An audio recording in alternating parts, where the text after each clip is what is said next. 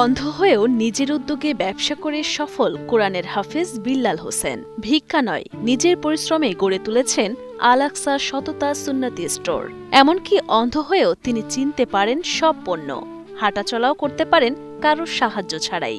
নিজে অন্ধ হয়েও কারো মুখাপেক্ষিত ননই, উপরন্তু সাধ্যমতো করেন অন্যকে সাহায্য। আর ইসলামে এই শিক্ষাও দেয় নাই যে তুমি মানুষের কাছে চাইয়ে চলো, ভিক্ষা করে চলো। এটা ইসলামের শিক্ষা না, নবীর শিক্ষা করোনা ভিক্ষা। তোমরা সবাই কর্মজীবী হও, আল্লাহ তাআলা তোমাদেরকে বরকত দান করবে। জামালপুরের মেলান্দহ উপজেলার ফুলকোচা ইউনিয়নের হাফেজ বিল্লাল হোসেন জন্ম থেকেই অন্ধ। দৃষ্টি প্রতিবন্ধী হওয়া সত্ত্বেও স্থানীয় MKM হাফিজিয়া মাদ্রাসা থেকে হয়েছেন কোরআনের হাফেজ। তবে দৃষ্টি প্রতিবন্ধী হওয়ায় হাফেজ হওয়া সত্ত্বেও কোথাও কাজের সুযোগ পাননি বিল্লাল হোসেন।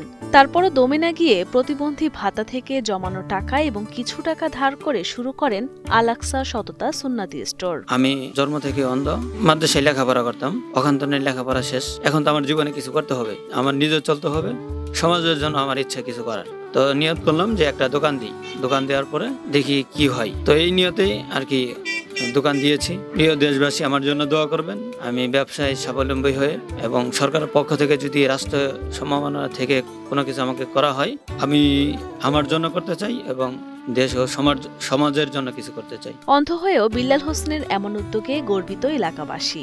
অনেক দৃষ্টি প্রতিবন্ধী ভিক্ষা করে চললেও বিল্লাল সে পথে হাঁটেননি। তিনি কারো দয়ার উপর নির্ভর না করেই নিজেই হয়েছেন উদ্যোক্তা। সরকার তাকে আর্থিক সহায়তা দিলে তিনি আরো ভালোভাবে ব্যবসা চালিয়ে নিতে পারবেন বলে আশাবাদী স্থানীয়রা। উনি একজন তরুণ প্রজন্মের একজন উদ্যোক্তা। উনি যে দৃষ্টি প্রতিবন্ধী হয়েও উনার মধ্যে যে সততার উজ্জ্বল আমি দেখতে পাচ্ছি। আমি চাই ওনার এটি দেখে পরবর্তীতে যত দৃষ্টি প্রতিবন্ধী এবং যত প্রতিবন্ধীহীন লোক আছে সবাই নতুন প্রজন্মের জন্য একজন উদ্যোক্তা হবে। আমাদের ফুলকোচা বাজারে দৃষ্টি প্রতিবন্ধী বিল্লাল ভাই আমাদের ফুলকোচা বাজারেই সে একটা নিজস্ব কর্মসংস্থান বেছে নিয়েছে। সে নিজেই উদ্যোগী হয়ে মানে ভিক্ষাবৃত্তি এবং অন্যের কাছ থেকে হাত পাতা থেকে দূরে থেকে সে নিজস্ব উদ্যোগেই ছোট্ট একটা দোকান দিয়ে সে নিজের মতো করে চলার চেষ্টা করছে। এরকম দৃষ্টি প্রতিবন্ধী যারা আছে সরকার যেন মানে একটু সুনজর দেয় ওনাদের প্রতি। সরকারি আর্থিক সহায়তার পাশাপাশি যুব উন্নয়ন অধিদপ্তরের মাধ্যমে বিল্লাল হোসেনের প্রশিক্ষণের ব্যবস্থা করা হবে বলে জানান মেলান্দহ উপজেলার নির্বাহী কর্মকর্তা SM আলমগীর। বিল্লাল হোসেন একজন অন্ধ লোক, যিনি ফুলকুচা এরিয়াতে ছোট ব্যবসা করেন উদ্যোক্তা হিসাবে।